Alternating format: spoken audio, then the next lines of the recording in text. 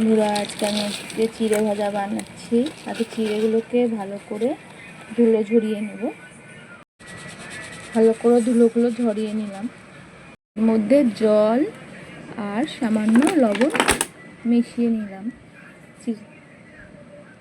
এটার মধ্যে অল্প অল্প করে জল ছিটে দিয়ে ভালো করে মেখে নিতে হবে। কড়াইয়ের মধ্যে আমরা তেলটা দিয়ে নেব। আগে শুকনো লঙ্কাটাকে ভালো করে ভেজে নেব। প্রথমে শুকনো লঙ্কাগুলোকে ভালো করে ভেজে এবার তুলে নিলাম। ওটা কারি পাতা দিয়ে ভালো করে ভেজে নিলাম। পাতাগুলো ভালো করে ভাজা হয়ে গেছে, এবার তুলে নিলাম।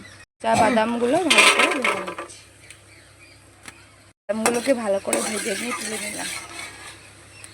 কড়াইয়ের মধ্যে চিড়েগুলোকে দিয়ে দিয়ে ভালো করে ভেজে নেব।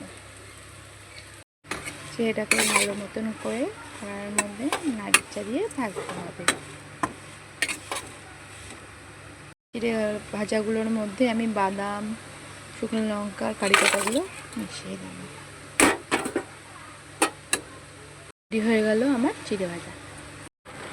বাইরে প্রচণ্ড বৃষ্টি হচ্ছে, তাই গরম গরম চা বানিয়ে নিলাম। এই চিড়ে ভাজা দিয়ে গরম গরম চা দিয়ে খেতে খুবই বেশ দারুণ লাগে।